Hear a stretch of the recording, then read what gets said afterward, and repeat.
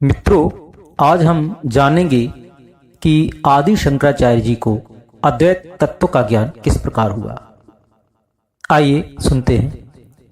अपने गुरु गोविंद पाद जी की आज्ञा को शिरोधार्य कर आचार्य शंकर ने भगवान विश्वनाथ के दर्शन करने के लिए काशी के लिए प्रस्थान किया। नर्मदा जी के तट से महीनों पैदल चलकर वे काशी पहुंचे। काशी आकर भगवान विश्वनाथ का दर्शन करके वे अभिभूत हो गए, आह्लादित हो गए, आनंदित हुए। भगवान विश्वनाथ के दर्शन मात्र से उनके रोम रोम पुलकित हो उठे। भगवान के इस दिव्य दर्शन को उन्होंने अपने लिए अपने गुरु गोविंद पाद व भगवान विश्वनाथ की साक्षात कृपा माना। उन्होंने मन ही मन अपने गुरु व भगवान विश्वनाथ को बारंबार प्रणाम किया। भगवान विश्वनाथ के दर्शन के उपरांत वे काशी के मणिकर्णिका घाट के समीप एक स्थान पर रहने लगे। यहां रहते हुए उन्होंने कुछ जिज्ञासु विद्यार्थियों को अद्वैत वेदांत की शिक्षा देना भी आरंभ किया।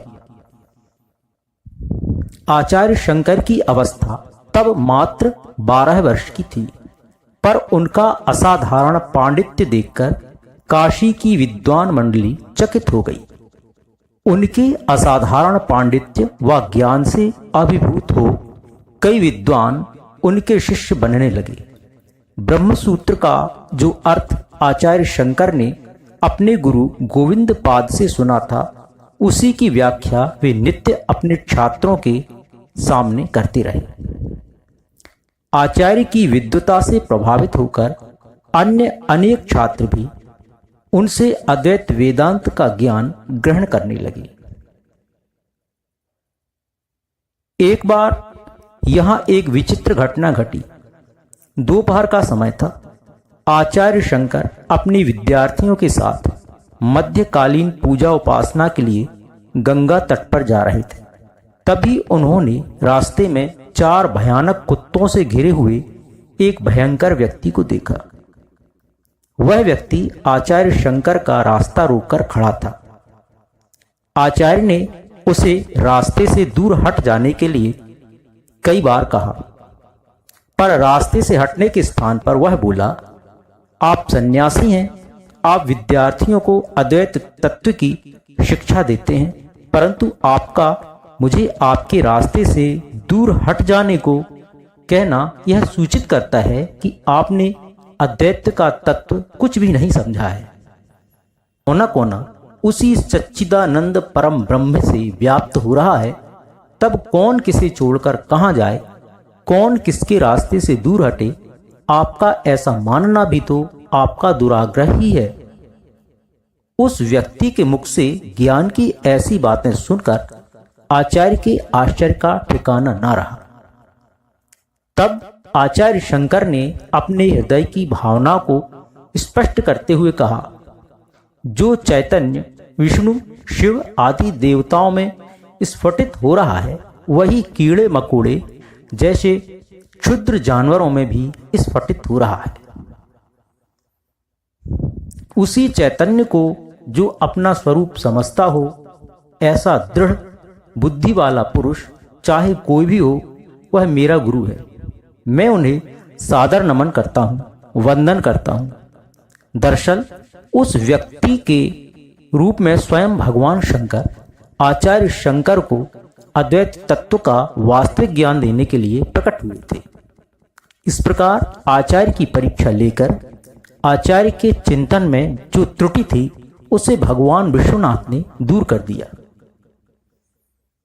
आदि गुरु अस्तु अपने शिष्य आचार्य शंकर की त्रुटि को दूर कर वे आचार्य शंकर को अद्वैत तत्व का वास्तविक ज्ञान देने स्वयं प्रस्तुत हुए।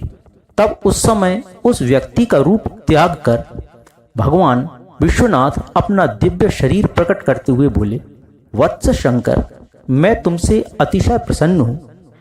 मेरी इच्छा है कि तुम्हारे द्वारा वैदिक तत्व का प्रचार इस जगत में संपन्न करूं।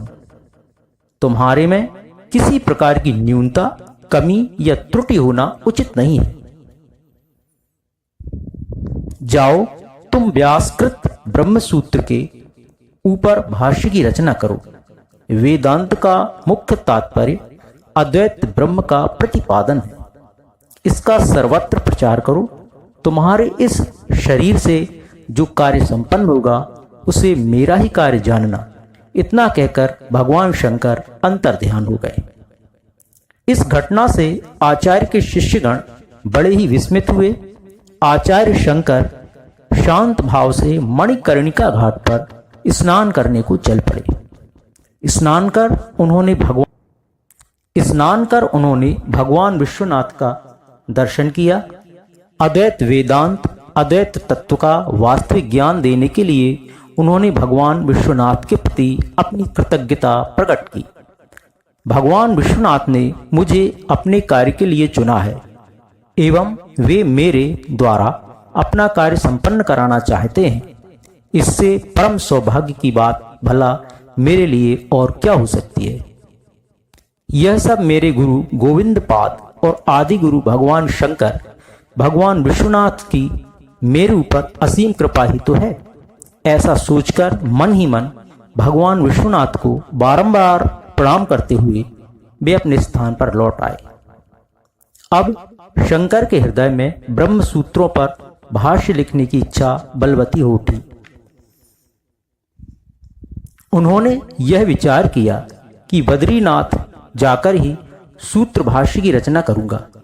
बद्रिकाश्रम के पास ही व्यास गुफा है, जहां रहकर व्यास जी ने वेदांत सूत्रों का प्रणयन किया था।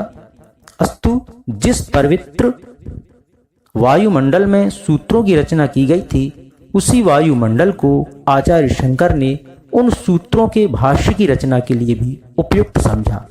इसलिए शिष्य मंडली के साथ गंगा के किनारे किनारे से होते हुए बद्रिकाश्रम जाने का विचार किया और काशी से प्रस्थान कर गए। आचार्य शंकर जैसी भगवत भक्ति हो तो गोविंद पाद जैसे ब्रह्मवेत्ता गुरु की प्राप्ति अवश्य हो जाती है।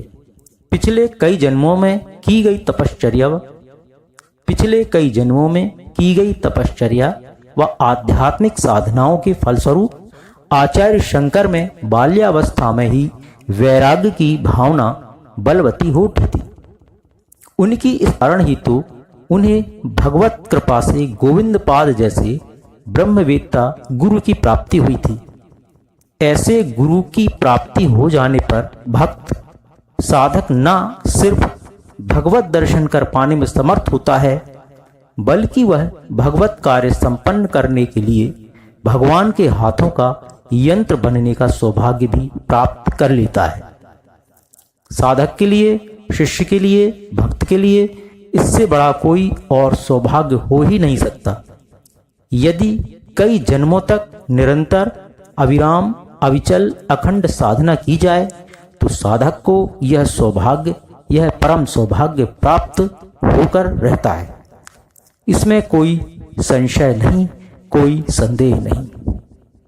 बस आज के लिए इतना ही। जय गुरुदेव, जय वंदनीय माता जी।